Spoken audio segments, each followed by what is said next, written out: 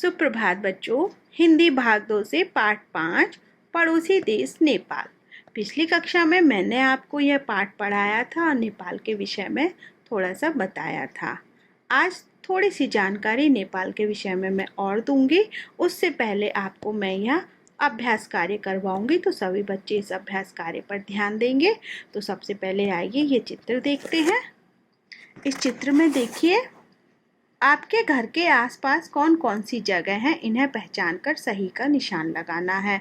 जैसे मेरे घर के आसपास में देखिए, मेरे घर के आसपास केमिस्ट की दुकान है, पार्क है और अस्पताल है और स्टेशनरी की दुकान है, यानी कि किताब कॉपियों की भी दुकान है और एक स्कूल भी है। तो यहाँ पर मैंने इस तरीके से राइट का निशान लगाया है। उसी तरह से आपके घर के आसपास क्या है, आपको भी निशान लगाना है।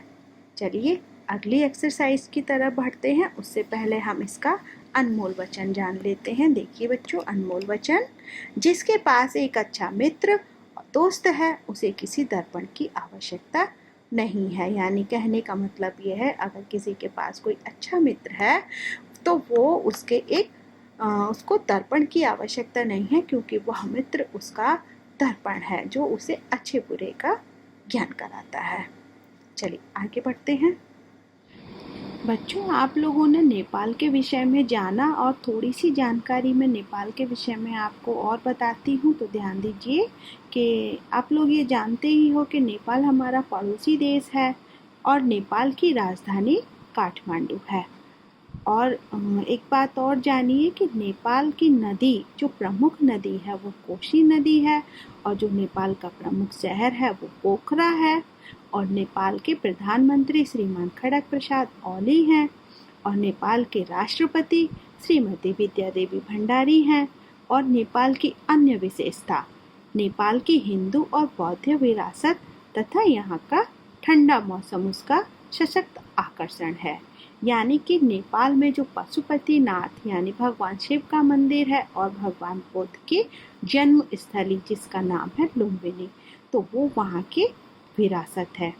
और सबसे ज़्यादा यहाँ का ठंडा मौसम सभी को आकर्षित करता है। और नेपाल का सबसे बड़ा जो उद्योग है वह पर्यटन उद्योग है। तो ये थोड़ी सी जानकारी नेपाल के विषय में।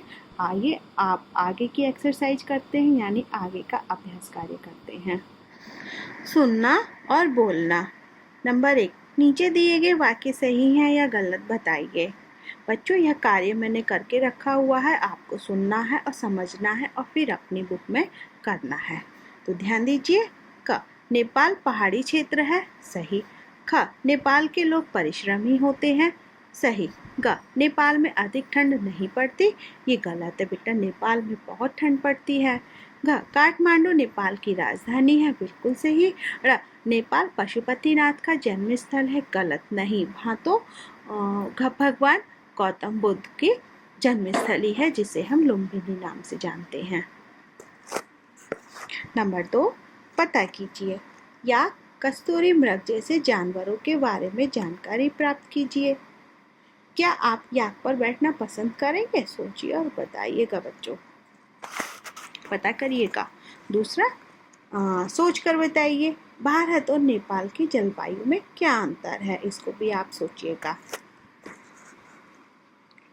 पढ़ना और लिखना। उचित विकल्प के सामने सही का निशान लगाइए। का, गोरखे और शेरपा नेपाल के कैसे निवासी हैं? गोरखे और शेरपा नेपाल के मूल निवासी हैं, अस्थायी नहीं है, शरणार्थी नहीं है। ख, नेपालियों के घर किस चीज़ से बनाए जाते हैं? नेपालियों के घर बांस और लकड़ी से बनाए जाते हैं, गारा मिट्टी से नहीं, ईंट सीमेंट से नहीं। ग, नेपाल की कामधेनु किसे कहा जाता है? तो नेपाल की कामधेनु याक को कहा जाता है, गाय को नहीं, बकरी को नहीं। नंबर 2, सही शब्द चुनकर रिक्त स्थान भरिए। शब्द देखिए, लकड़ी, काठमांडू, कस्तूरी, पड़ोसी, कामधेनु।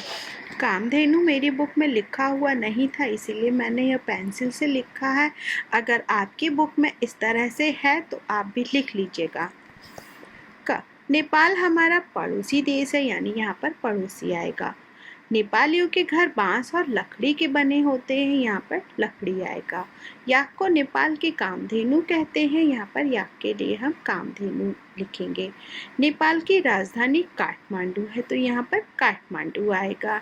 नेपाल में कस्तूरी मृग पाया जाता है, तो यहाँ पर हम मृग का यानी कस्तूरी मृग पाया जाता है, तो कस्तूरी लिखेंगे। नंबर 3, नीचे दिए गए प्रश्नों के उत्तर लिखिए। यहाँ पर ये खा से स्टार्ट हो रहा है, तो बच्चों यहाँ पर हम का कर लेंगे। तो का हमारा प्रश्न है, नेपाल में कौन सी 2 प्रमुख जातियाँ पाई जाती हैं? तो नेपाल में शेरपा और गोरखा नामक जातियाँ पाई जाती हैं। खा, यहाँ गा की जगह खा कर लीजिएगा। याक को नेपाल की कामधेनु क्यों कहते हैं? याक को नेपाल की कामधेनु इसलिए कहा जाता है क्योंकि याक से दूध, मांस, चमड़ा आदि प्राप्त होता है। घ, ये घा है, तो यहाँ पर हमारा गा आएगा बेटा, तो घा को हटा दीजिएगा, गा कर लीजिएगा। त्रिभुवन राजमार्ग किसे कहा जाता है और यह किसके सहयोग से बना है? तो नेपाल बिहार सीमा पर रक्सौल से अमलेखगंज और यहाँ से काठमांडू तक पक्की सड़क है, इसीलिए इसे त्रिभुवन राजमार्ग कहा जाता है और यह भारत सरकार के सहयोग से बना है। ड़ा की जगह घा कर लीजिएगा क्योंकि गा के बाद घा आएगा। नेपाल और भारत के संबंध कैसे हैं? नेपाल और भारत एक दूसरे के पड़ोसी देश हैं और दोनों देश के संबंध मैत्रीपूर्ण हैं, यानी मित्रतापूर्ण है, मित्रतापूर्वक है। तो बच्चों ये क्वेश्चन आंसर यानी कि प्रश्नोत्तर और अभ्यास कार्य है, तो आप इसको याद कर लीजिएगा और अपनी कॉपी में भी कर लीजिएगा। ओके।